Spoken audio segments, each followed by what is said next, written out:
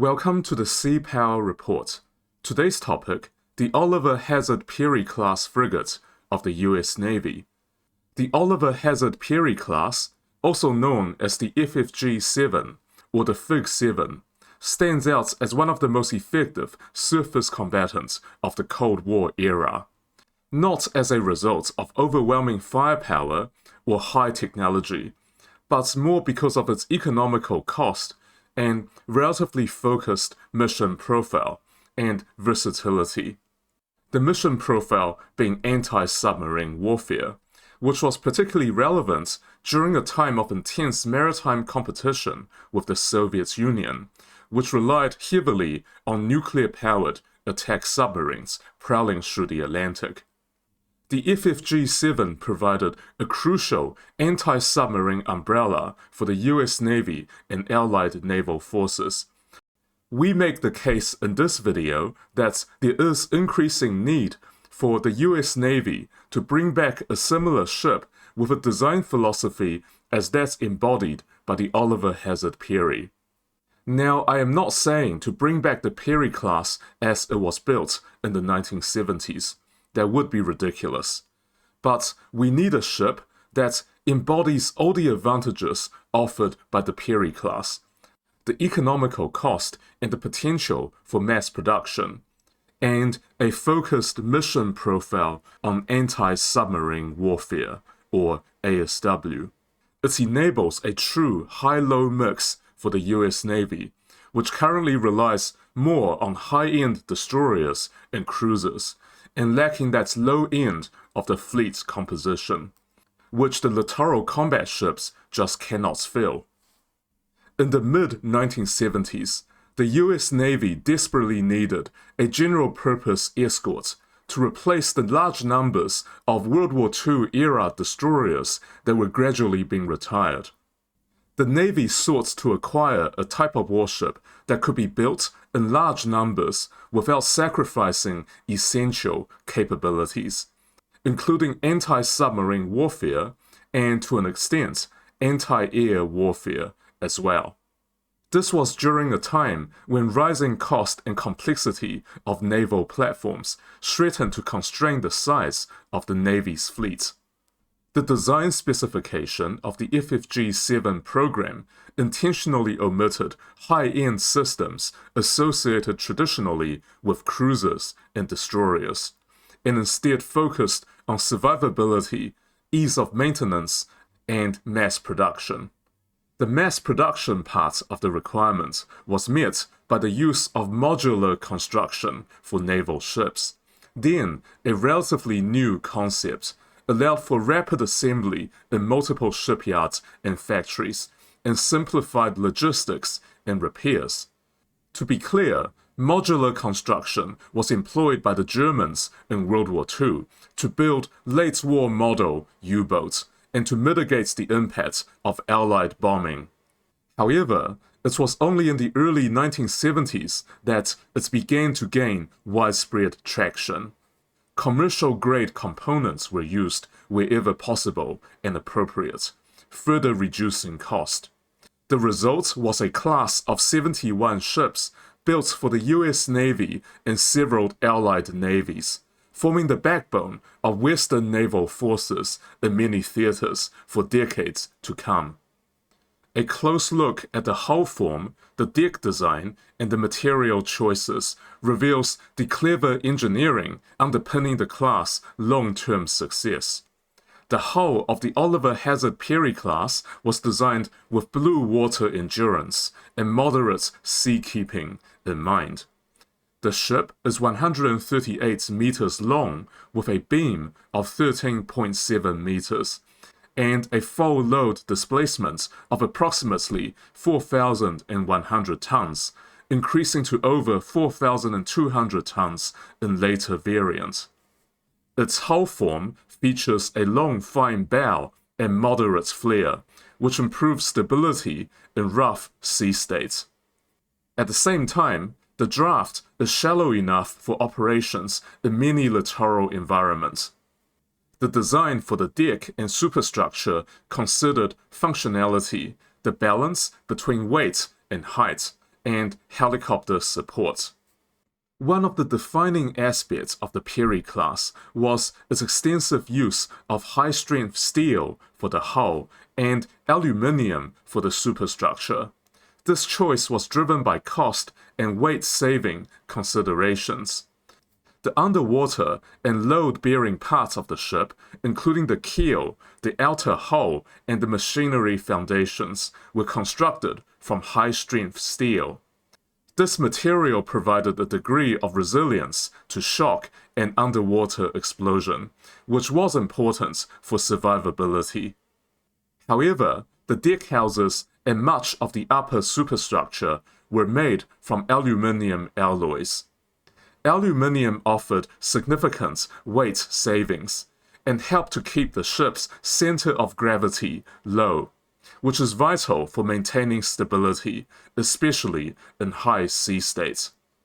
The stability consideration is particularly important considering the ship's high radar mast and the twin helicopter hangars.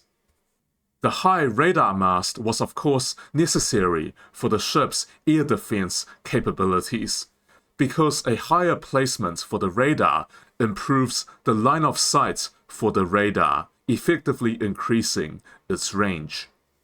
However, this mix of steel for the hull and aluminium for the superstructure was not without drawbacks. Aluminium has a lower melting point than steel and does not handle sustained heat very well. As a result, subsequent US warship designs gradually moved away from aluminium superstructures. But at the time of the Peary class's development, it was considered an acceptable compromise. And as far as I know, there's no documented instances where the Peary class's aluminium superstructure caught fire by accident without enemy action. Behind the superstructure lies the twin helicopter hangar and the flight deck. One of the most innovative features of the Peary class was its aviation capability. 2 anti-submarine warfare helicopters could be embarked and operated from the ship. The twin aviation hangars were unusual for a frigate-sized vessel and were enabled by the long flush deck design of the Peary, with folding doors and aviation support integrated into the ship's structure. The flight deck was extended in the later long-hulled variant of the Peary class, increasing the effectiveness of aviation capabilities, especially in rough seas, and, more importantly, enabling the deployment of the much larger and the far more capable SH-60 Seahawk anti-submarine helicopters, further increasing the Peary class's anti-submarine potential.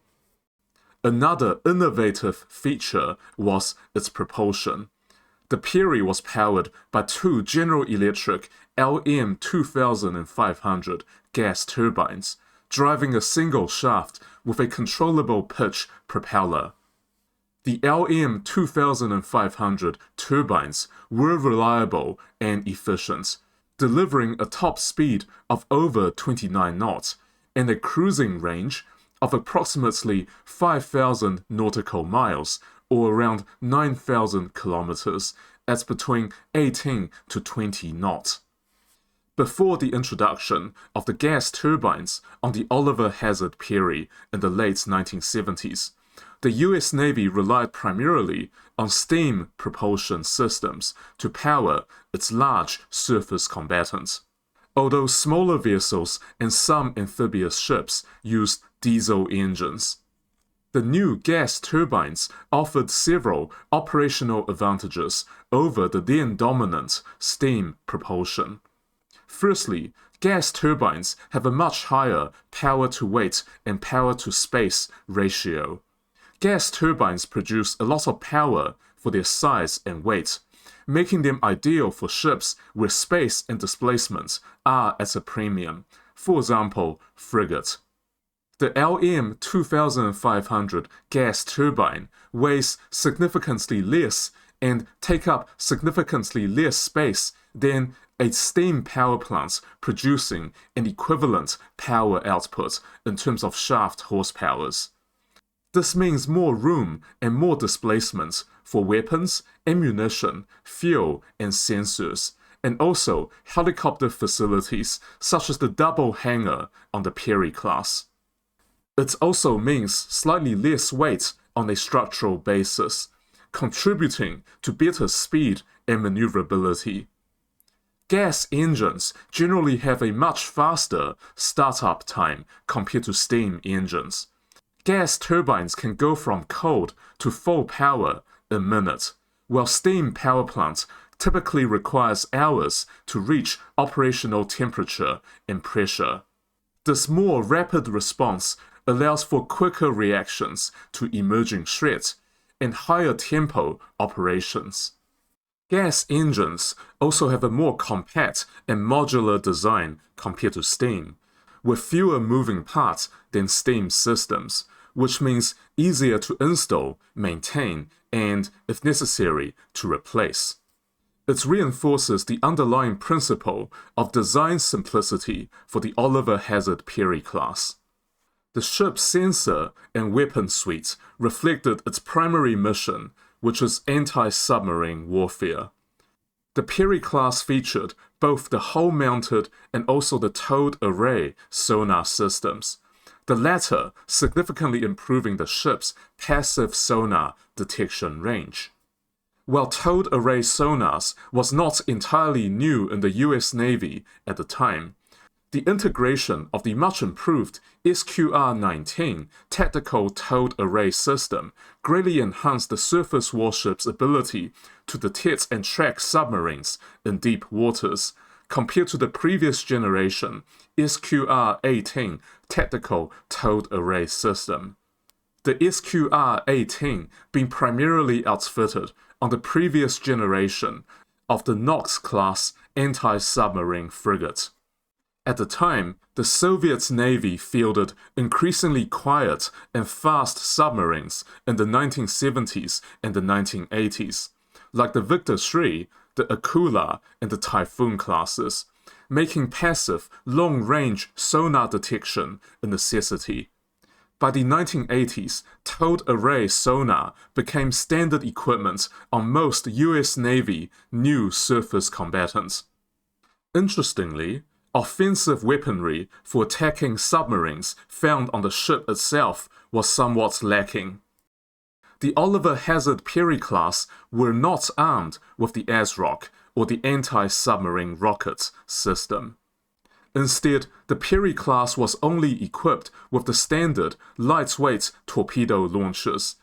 It has a pair of the Mark 32 triple-tube torpedo launchers firing lightweight ASW torpedoes. Its Mark 13 missile launcher primarily fired anti-air missiles and the Harpoon anti-ship missile. It did not integrate the ASROC, the anti-submarine missile.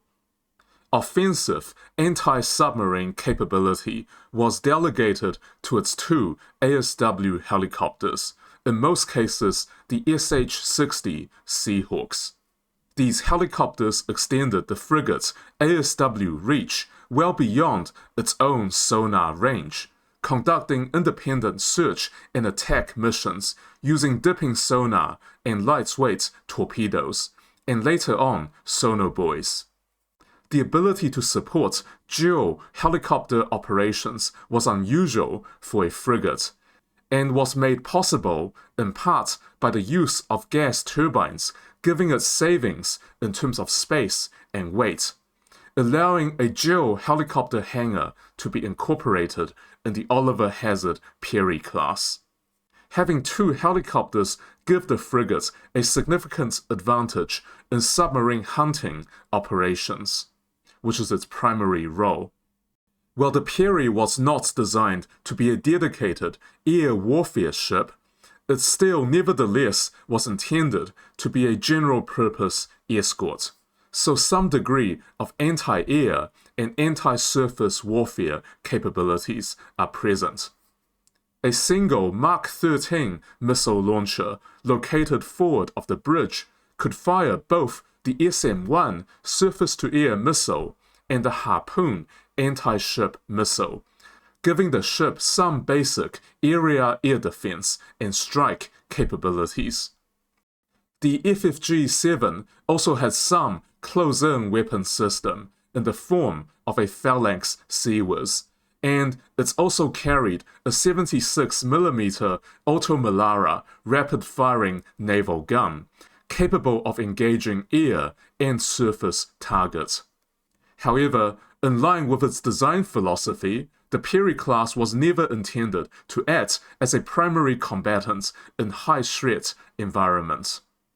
I have spoken a bit about the low cost of the Oliver Hazard Peary compared to other surface combatants of the US Navy.